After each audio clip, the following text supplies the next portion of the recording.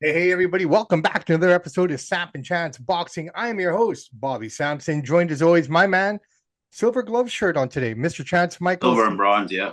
silver and bronze. Is that from the tournament that you went to? It is, yeah. Awesome tournament. Lots of fun. Very cool, very cool, very cool, very cool. How you doing, man? Doing pretty good yourself. Can't complain, man. It's fall time. It's definitely getting cooler in the Western Hemisphere, but Mm-hmm. boxing world is heating up, man. So much stuff that's going on, so many things. We got a couple good fights this weekend for sure that we should talk about. First off, we got Jaron Boots Ennis making his return back to Philly this weekend.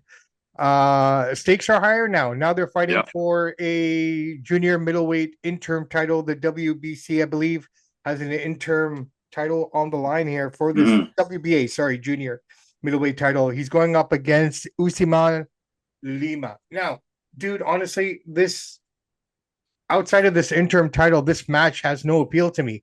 I'm sorry. Like I look at Lima and I look at this fight, and I'm thinking, what's Boots doing?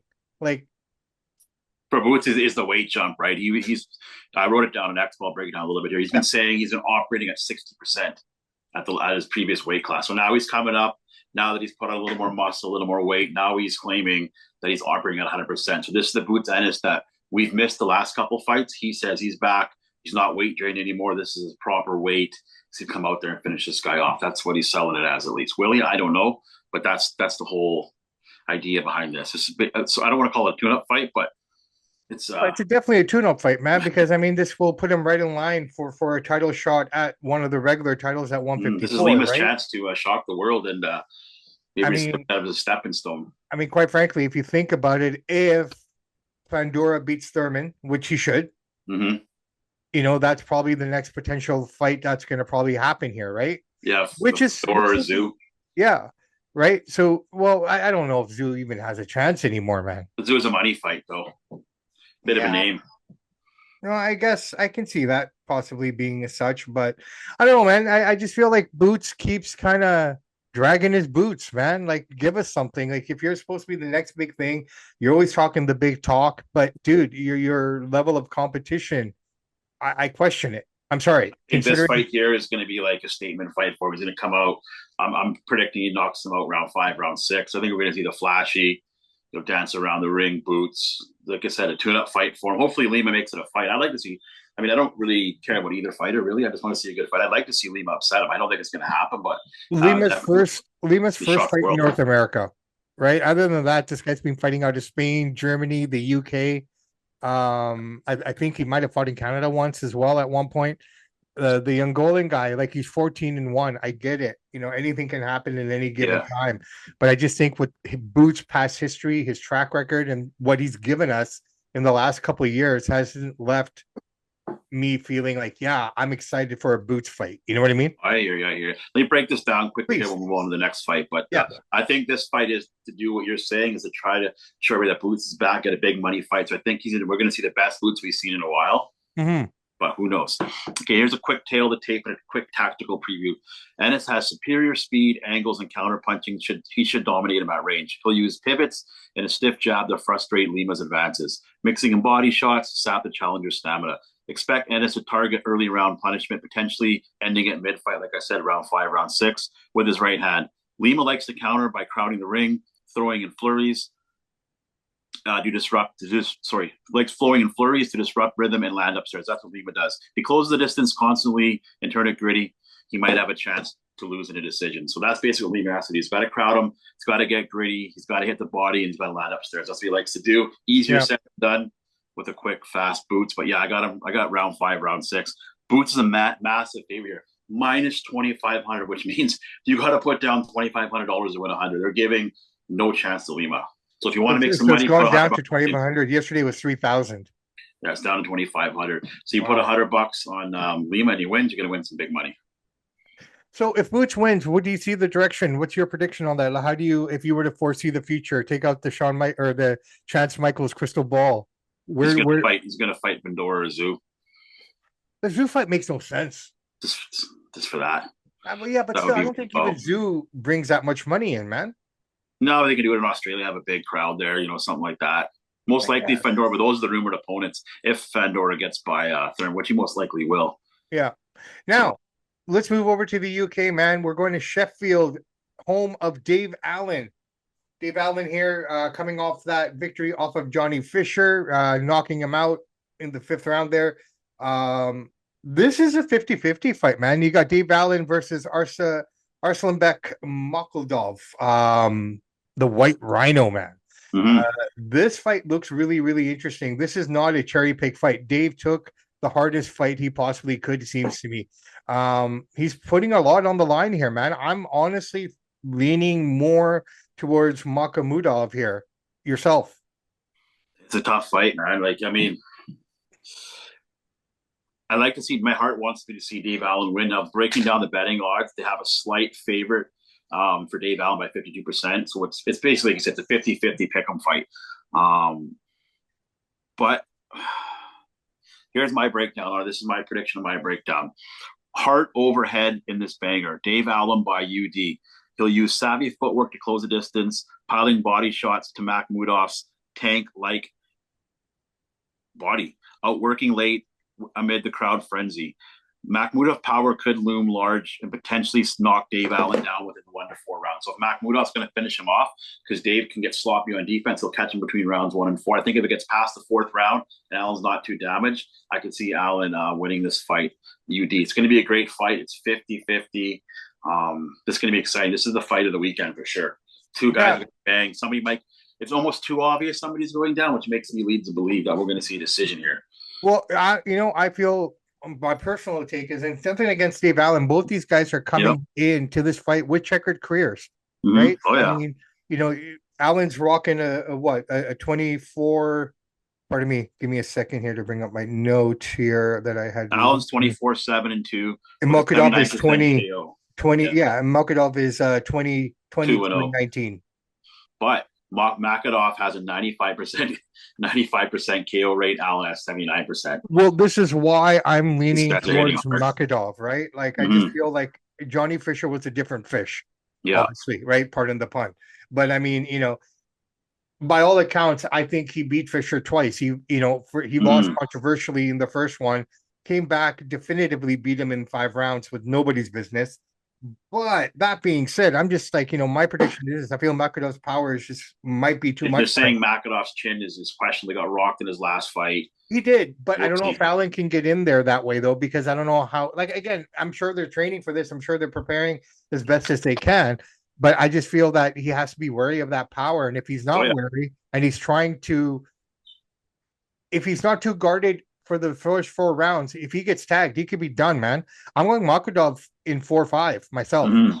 I just feel like he's going to knock him out. Yeah, they're labeling this the cult hero versus the beast from the east, right? So I mean, it's going to be a fun fight, man, and I just hope it's exciting. And you're not wrong with whoever you pick, Allen or Makhmudov. I mean, either way, these guys hit hard. Well, they're big boys. I mean, it would suck for us. It would suck for us for the boxing league, if we get the wrong number on that one. But I mean, I just feel like I take nothing away from Dave Allen, man. He's had a resurgence. He's done what he's done. He has retired once already, come back after a layoff, right? Yeah. So Allen stopped 19 of his last 24 opponents, but Makhmudov's got the size, he's got the reach, a little bit of power, so it's going to be tough for him to get in there. And sometimes Allen has a weak guard, so Makhmudov's power could break that guard easily. Well, that's the thing. And the other thing that I think Dave Allen has is he has momentum. He has some momentum off those last 2 fights. I think that's going to be something that he needs to kind of really harness and really bring to the forefront, that confidence to go into that zone, man. Because honestly, I just don't feel he stands a chance if he tries to get inside too much. He's going to get tagged. And I don't know if he can handle that power. I really don't. I agree with you, man. He's got to have a little bit smarter fight. He's got to have a little bit better guard. I mean, 19 of 24 is pretty impressive, but you never fought a guy this strong, this big. So, I mean, you got to keep your guard up or he's going to break your guard and you're going to be on the ground. Allen's like a blue-collar guy. He's like a plumber. He's like the Dusty Rhodes of boxing. You know what I mean? He's not in the best shape. He just shows up. No, he looks good right now, though. Right now, he's looking good. Yeah, I looked at some shots of him in training and stuff. He looks pretty good. Almost too good. I almost feel that his conditioning might actually wear him out almost. I don't know. There's just so many elements of this when you're looking at this guy, right? Like, you don't know what Dave Allen are we going to get on Saturday. I know what Rhino we're going to get. Yeah. I'm going to take Dave Allen by decision, but these guys go down in the first couple rounds. I mean, it's really hard to say. Yeah, Seems yeah, a lot yeah. of fun. Now, speaking of guys and their legacies, let's talk about Triple G. I know you're a huge Triple G guy. Yeah. Ryan Garcia questions Triple G's Hall of Fame worthiness. Is Triple G never beat a great fighter? If I may, very quickly, Glovoxin, Triple G's best career wins. Can I read these to you? Let's hear it. All right. So Daniel Jacobs, Mm-hmm. Ryota Maurata, Yep. David Lemieux, Kel Brooks, Sergey Dergovichenko, Yep. Daniel Gale, Matthew McCann, Curtis Stevens, and Vanese Martelin. Do you agree Mm-hmm. with those names? Are those his best fights? What am Yeah. I missing? Outside of the Canelo, Well, obviously. Canelo won. He won that fight. Everybody knows that he got robbed. I think he won the first two. Yeah. Yeah, I agree. Last one, he definitely lost. He was old then. But I'll say one thing. It's a fair question that Ryan Garcia's stirring the pot. It's a fair question simply because some of those names you just read out, like David Lemieux from Montreal, not a lot of people know who he is. Like there's a bunch of champions that he beat that he just listed. So there weren't like blockbuster names all the time, but Triple G was so feared. A lot of people didn't want to fight him. You know, I don't think Andre Ward wanted to fight him. There are guys like that were avoiding him because he's just knocking everybody out. I mean, his first, how many fights is that? It was all KOs. He just came out KO, KO. It was up until, oh man, 20, he was 30, 34 and 0. Well, Sorry. look, 30, 37 and 0 when he beat Daniel Jacobs. And most of them were all by KO. Yeah, look, the man finished with a 42-2-1 with 37 KOs, right? Mm. You can only say the only fight he really, really lost was the last fight against Canelo. He beat him the both first two times. Well, that's it. And that was a prime Canelo. It wasn't an old Canelo. And the two losses that he had on his record are Canelo. Yeah. One of them, the last one, yes, Canelo destroyed him. He's got schooled. Okay. Yeah. I'll call it the way it was at that point. But the first two, it was just like this. Like, I mean, if you think about it, if you ignore his controversial 12-round draw against Canelo in their first fight in 2017. With Canelo on steroids, by the way. Right. And he had tried to fight Alvarez starting at the age of 32, but he had to wait till 35 before he got the first fight with him. He was already getting old by the time he beat him the first time. Exactly. And he was on the juice. Yeah. He ate too many smash burgers out of Mexico. Yeah. Right? So, but dude, can't you say that about everyone who fights? You could, but he's being a little bit of a bug, but what he's trying to say is like anyone that Garcia's fought of name outside of Devin Haney, and he was caught on the juice for that fight. Well, Tank Davis. Well, no. What I'm saying is you look at the main, like, okay, if he's saying he's not fighting big names and stuff, okay? Mm-hmm. In my opinion, Garcia's only fought 3 big names. Mm-hmm. Rolly, who he lost to, mm-hmm. lost to Tank. Yep. And he beat Devin, but Martin controversy. Yeah, when he was juiced up. So who has Ryan beaten? Just those guys. That's what I'm saying, though. I mean, look at the world of name value. The days of guys fighting each other are starting to emerge slowly. I think this younger generation might start doing that. We might start seeing that more with the TKO Zuffa deal, starting up in December, in January. Yeah, I'm going to talk about that as well if we have time here. I know we have to get you to your boxing prediction league here. So, but overall, I just look at all these guys, like who's fought who, really. I mean, you look, okay, Canelo has fought names. Oh, big name. But at what point, though? You look at his record of the 80, let's say he's got 70 fights. 20 of those are names, 50 of them are soup cans, B, C, D fighters. Yeah. Right? Everyone does that. Yeah. And the thing with Triple G, like, he was so feared that so many people didn't want to fight him, right? I mean, he fought everybody in front of him. Triple G never ducked anybody. He never avoided anybody. And with Canelo, we could say, well, are you ducking David Benavidez? Maybe, maybe not. Even being a bit of a jerk towards you. By the way, Benavidez is out of his contract here after this fight with PBC. Yeah, he's going to promote himself. Which I don't know if that's a good idea, but I mean, it's working for Crawford. It's working for a lot of these guys now because look at them. Most of these guys don't have a home. David Haney's pretty much promoting himself these days. I mean, with the ring and stuff like that. I think honestly, everyone's going to go to Turkey. Well, yeah, they're going to go to the Zuffa. Or to the ring, right? I mean, look, this is what I'm talking about. PBC have not done enough since Showtime, in my opinion, to make fighters want to stay there. Mhm. What visibility are you getting? Like outside of Prime? Honestly, dude, I've tried looking for these fights on Prime. I don't, like Got to type them in. They don't even come on the main screen. You got to type that's it what I'm in. saying, right? It just like I'm gonna go off on a tangent here. It's like the Whitecaps right now in Vancouver having the best season of their existence, killing it at all levels, but you can't find a fucking game on You TV, have to go on Apple TV and goof around. It's just so annoying. It is absolutely right? ridiculous. It's absolutely horrendous. Like you consider, look how good this team is doing. You can't watch it. You can't see it. No one knows what's going on unless you're an actual fan and supporter of the Whitecaps. Mhm. That sucks. And I've noticed one thing: you see less people wearing white cap stuff because you don't know where to find the game. Yeah, No. you see it that they won, but you don't know who's who, what's what. You see less people wearing white cap stuff because you can't watch on regular TV anymore. It's impossible. And dude, we got like one of the best playmakers, midfielders in the world right now on Hmm. the team in Mueller. Hmm. Like, come on, man. Like, this is huge. We I got know. an amazing, amazing superstar playing, and we can't watch. You have to go to an Apple TV and good luck finding that. You got to type it in. It's not going to pop up in the main screen. You got Like, to type in who MLS. who has one soccer in their package? The Zone does, but they don't have MLS. No, no, no, no. What I'm saying is there's a station called One Soccer. Oh, is there? Okay, I didn't know There that. you go. So there you go. You see what I'm saying? Like some of their games are being played on there. So a lot of these, like the Canadian Cup or whatever they had, Hmm. that was on One TV and TSN because it had nothing to do with MLS per se. Yeah. Right. So we're getting those games. So we got Vancouver Whitecaps against Vancouver FC. Yeah. I heard of it. I didn't see it though. Right. But I watched it because I want to see what this team is doing. Yeah. We got like, dude, our team in Vancouver right now is made up of maybe 70% international guys that go off to play for their countries. Hmm. Eh, Come on, guys. And the same thing, like it brings that back to boxing. Look at Top Rank right now. We're in their mind of thinking, I'm not putting this on Bob because Bob probably doesn't deal with this side of it anymore. But dude, Top Rank really messed up by not having something in their pocket. I think Because they're working. They're trying to get on the Zone right now. I think that's going to happen to well, work out the dude, they numbers. should have had that set up already because I'm not watching Facebook fights, Yeah, I know that's stupid. right?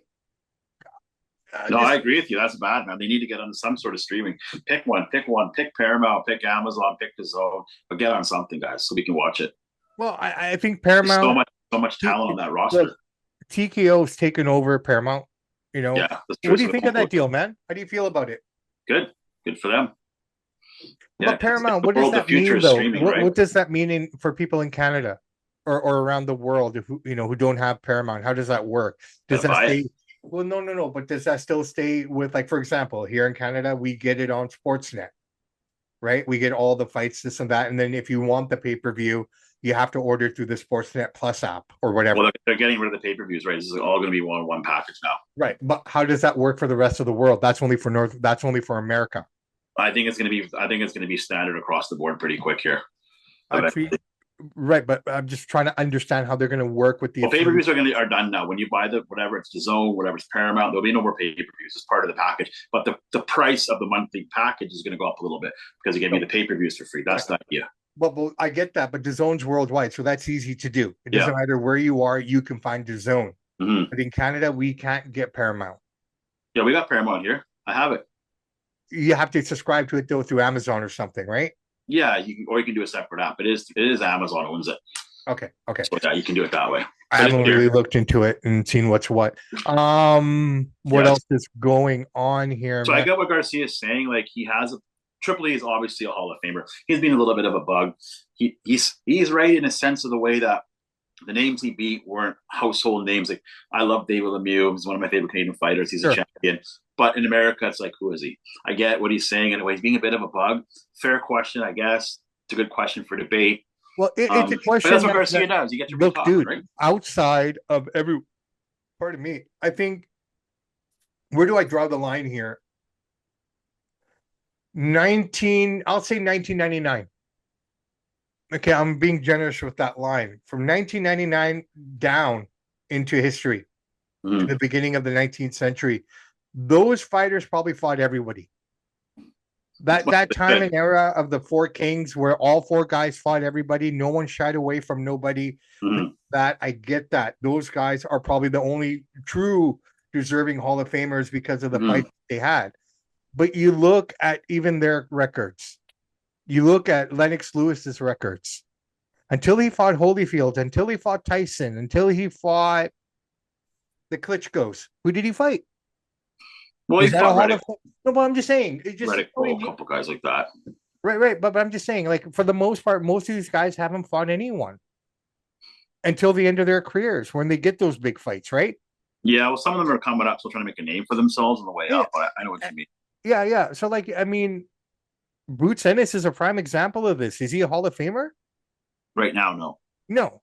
But if he keeps his trajectory and if Hearns and team keep kind of, pussyfooting around the fights that need to be made.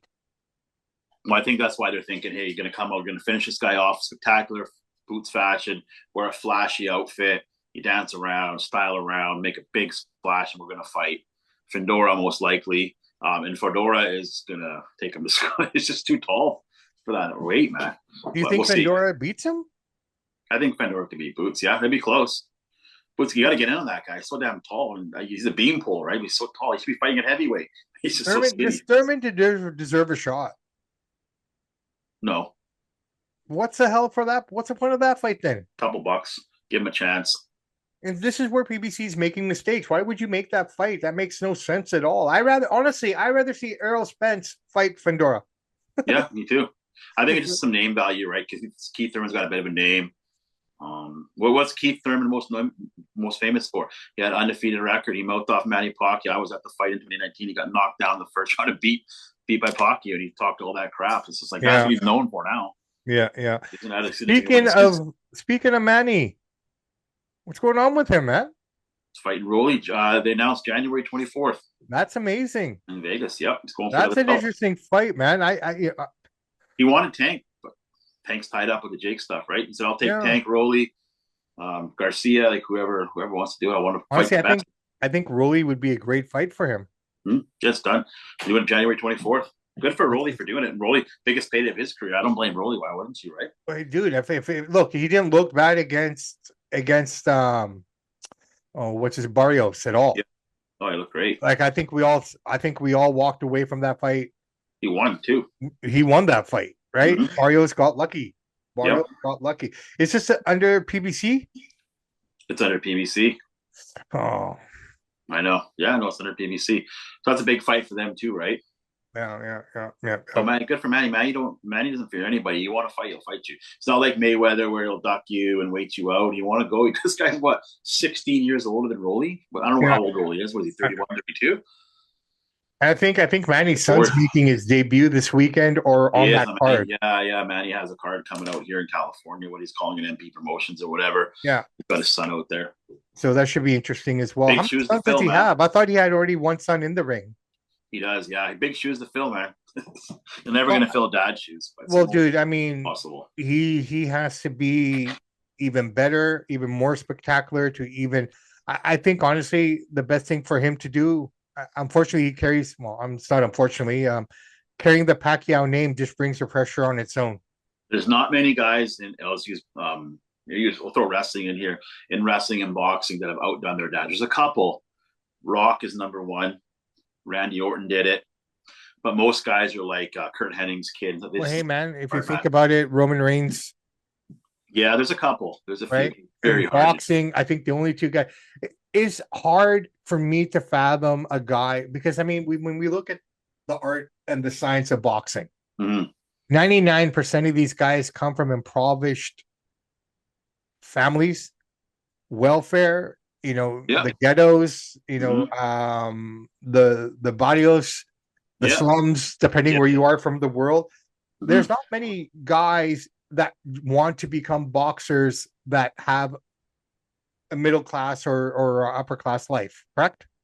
There's a few, but yeah. No, but the guys that are doing it are the sons of the boxers, right? Okay, so for example, Conor Benn, Chris Eubank Jr., they're the first two names that come to the top of Mayweather, but Mayweather was a little different. The money wasn't as good when Roger was fighting. No, but he wasn't. He didn't grow up in the slums, though. But he didn't grow up in the slums, but he didn't grow up as these guys did. These two boys over there. Yeah, his dad wasn't that rich, no. Right, but those two guys, why fight? Why do you need to? You have everything. You know what I mean? they grow up in the gym, they learn it, they start to take it I as a get it. I sport, get it. But competitiveness. they don't have that same hunger or passion as the Charlos, Mm-hmm. right? You know what I mean? Like the Charlos are a prime example. These kids literally grew up in the worst conditions humanly possible. Yep. And to persevere through that, to get through that, that's a part of that mentality that a lot of these boxers have. That I have, they will kill if you try to take food off the I table. see it all the time in the boxing gym, right? We got a little bit of mix. Got some middle class guys in there and girls, some lower class people. You can tell what they are when the parents drop them off, And some of the middle class kids are they're just as skilled as all of them. The only difference is they can hit the pads, they can learn the technique just as good, maybe even a little bit better. But the problem is they don't like getting hit as much. They don't have that That's where the fire. inner dog comes in. Yeah, getting hit doesn't feel good, right? And they're getting hit in the stomach, Yeah, inside of the mouth, and yeah. some of those They don't guys have that that have fire. a little better. Yeah, you gotta have that inner dog in you for it. Yeah, right. And I think Don't feel good. unfortunately the circumstances of one's environment creates that dog and creates that fire. If Yep. you're, I think Hagler said it best, man. It's hard to get up and train when you're still sleeping in silk pajamas. Yep. You know? Now the money's so big now; it's a little bit different. You can make so much money now. So you're seeing like Jake Paul guys come into it now because there's so much money in it, right? Yeah, yeah, yeah. No, 100%, 100%. All right, brother man. Anything happened in the world of boxing history or Canadian history? Yeah, this is a big one, man, and this is actually our display pick in the back of our X profile. There, this is the rematch here.